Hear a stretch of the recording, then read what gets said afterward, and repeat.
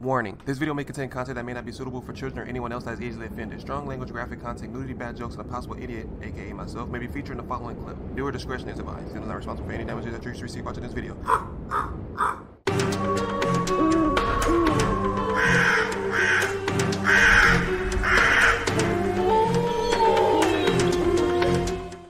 Hey, what's up, y'all? It's Zems, and welcome back to part 2 of yesterday's video. This video was recommended to me by Lee. Make sure you guys swoop down to the description box, click on that link, and go watch the videos in entirety while we pause it and stop and talking through the whole thing. Man, when we last left off, I think we got like 3 participants left, man. 5 of them have died already, bro. Gruesome deaths. I think the first one was suicide. The second one was murder. The second one was suicide. The next one was murder. And I think, I don't know. So maybe we do got 3. I think so. 7 participants, man. I'm kind of curious to find out if this is an experiment and if that guy is the experiment that's doing the narrating. Hit that like button, hit that subscribe button, man, and hit that notification bell so you can get all my videos and notifications when they do drop. But for now, let's get it.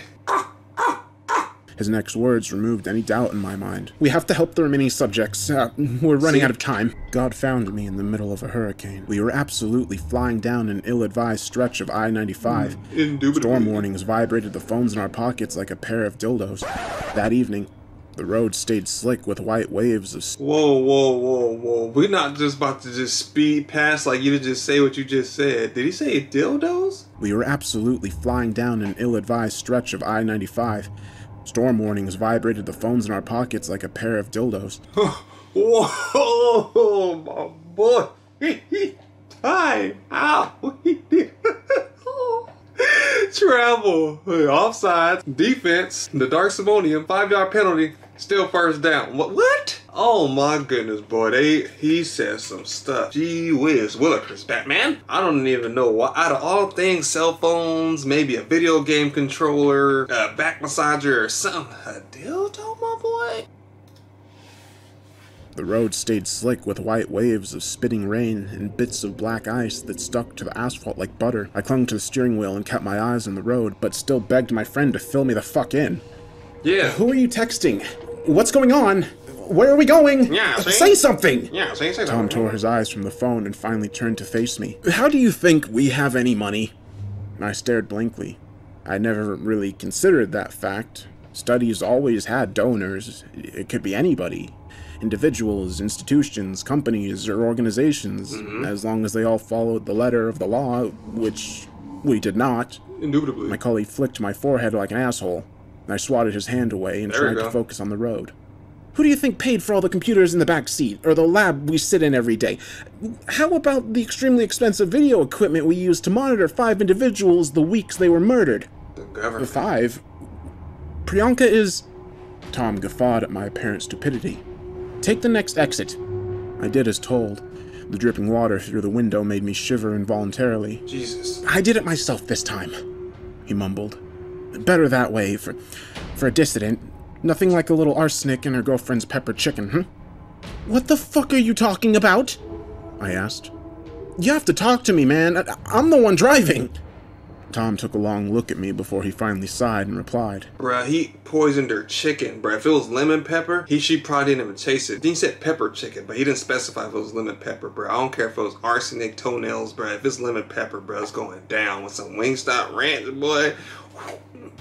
There's a man behind the curtain, Justin. There always is. We need to get away from him. Facts. A massive oak tree fell from the side of the road. It landed about 20 feet ahead. That should have given me enough time to stop, but the brakes in my car screeched unevenly. I did my best to swerve, and so we didn't crash immediately. Tom had time to offer one final line in the chaos before wooden splinters ripped apart the paneling of my mid-sized SUV. There's always a man behind the curtain. The next few moments in my memory is a mixture of broken glass and hurling objects. I can remember the tumbles pretty clearly. It was 1, 2, 3...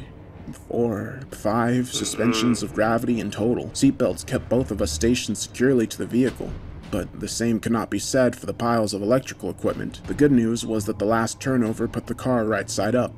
The bad news was that it was in the middle of a New Jersey swamp. Tommy and alive? Tom was losing a lot of blood. He faded in and out of consciousness, and my arm felt broken. Nonetheless, adrenaline allowed me to pull my colleague from the car and lay him down on the hill. Okay. My middle-class pipe dream sunk into 2 feet of mud with all of our equipment. We were stuck. The accumulating rain made it impossible to drag ourselves up. I tried to stop Tom's bleeding with my shirt. That was about as successful as trying to stop a spout with a pin. Ooh, the worst wound the old man sustained struck his wrinkled old head. Red bits of skin and flesh poked through my white shirt. I don't think he had much time left. I do think the integrity of that moment made him reconsider a few things in life. He would have tortured her. The words again made me feel cold inside. Why? Who is he? Why does he care? I don't understand. Tom, why would you kill one of our subjects? It was just like going to sleep. Why, though? A pair of headlights arrived by the side of the road soon after. I could barely see the figure that gracefully slid down the embankment. He wore an impeccable black suit that fit his thin and agile form flawlessly. I waved and called out, "There's a man dying here!" But he did not reply. The rain started to erode the embankment we were lying upon. The shadow in the suit watched me struggle to hold up Tom's body with a broken arm and a couple of cracked ribs. He snorted audibly and said, "Good evening to you both," in an awkwardly confident tone. Aw, shit. I tried to reply back. Help had arrived. I thought we were saved, but before I could, the man Tommy once called God shot him 2 times in the stomach. Then there was only one subject remaining in the study. Me. I told you! Let's go, I'm a beast! I wished I wasn't alive. That's such a bullshit statement these days.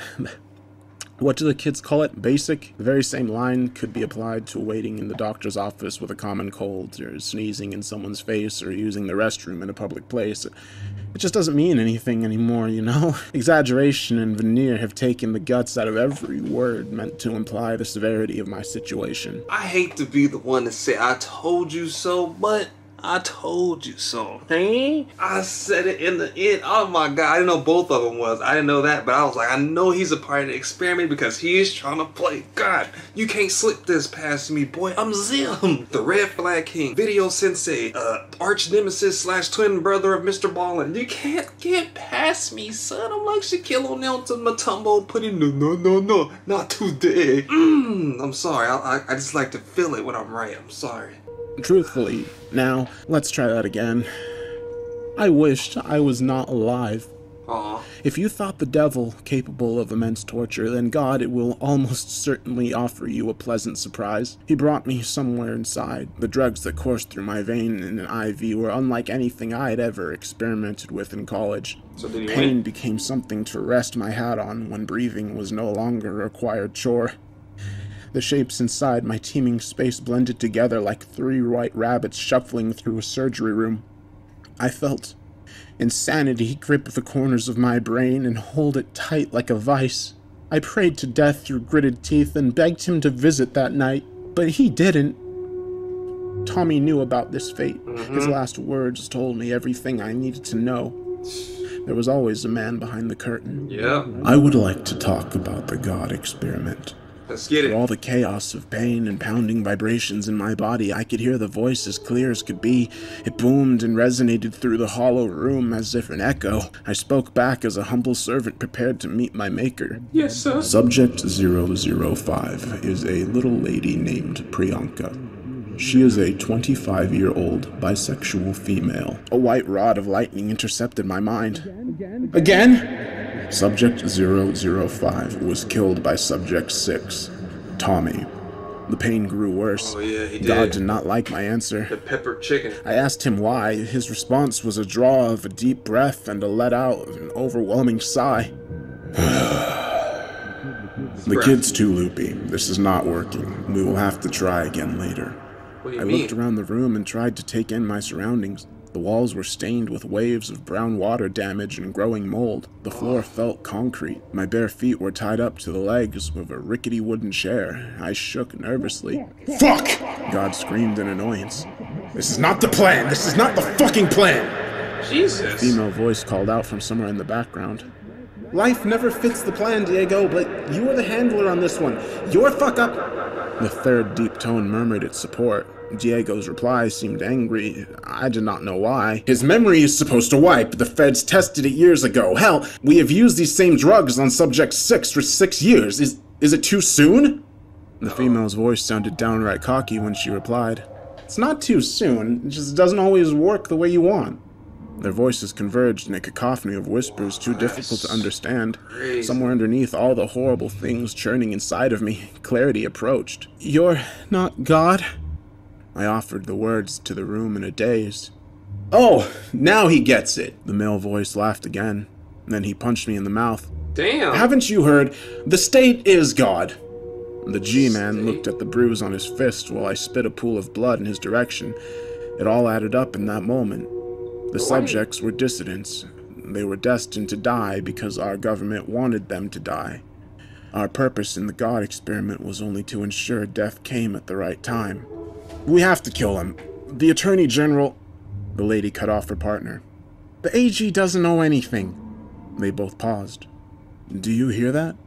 I took the momentum of the moment to throw my chair to the floor. The struggle that ensued did not favor my side. I broke the legs and managed to scurry free, but soon enough, the third giant crow wrapped his arms around my arms while the other two punched me. When Tom burst through the door to our unlocked room, I outright laughed at his sheer stupidity. The fat man was covered in blood. It dripped from his head and lab coat like an absurd C-rated horror movie. However, his next few actions were nothing short of heroic. Without them, I would not be alive to tell this story. Thank the Lord, Tom brought a big old gun with him. 2 bullets caught my attackers immediately. The third let go of me just before Tom shot him in the ankle. I stumbled out of the room and escaped the scene of the crime just in time. Tom caught 1 more bullet himself that night. He died alongside the same men that ruined his life. Jesus. The government selected 7 subjects from radically different backgrounds. Their names were Mike, Caroline, Courtney, Michelle, Priyanka, Tommy, and me. Your name is The me? reason behind multiple genders and orientations seemed pretty simple. Our handlers wanted to prove a point during this run of the God experiment. Everyone is vulnerable at any time. Anyone can be taken care of outside of the public eye.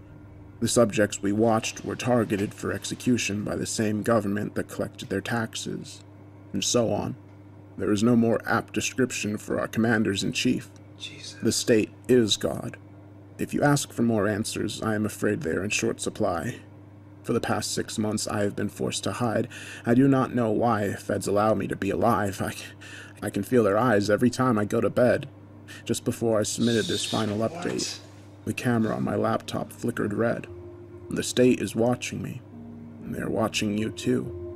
I only wanted someone else to see. Oh my god, that gave me the chills, bruh. So what he's basically saying is, the state is God. Oh my, okay, I don't know what to, because it's kind of like a plot twist. If anybody know anything about history, they say the Bible was created to kind of like, to give, you know, the back then African Americans something to believe in and stuff, and all that stuff was happening to them. So they say that it's made up because it's written by more than one person and different versions of it. You know what I'm saying? If you're religious, you know about it. If you're not, cool. It doesn't matter what you believe in. We all want to, like you said, we're all gonna die at the end of the day. That's the only thing that's promised in life. Yeah, that's some scary stuff to think about, which means no matter if you're straight, no matter if you're bisexual, no matter if you're man, female, child, whatever it is, he was saying that most of these deaths are planned. You don't know when or where it's going to happen. They're going to kill you and they can cover it up and act like it never happened.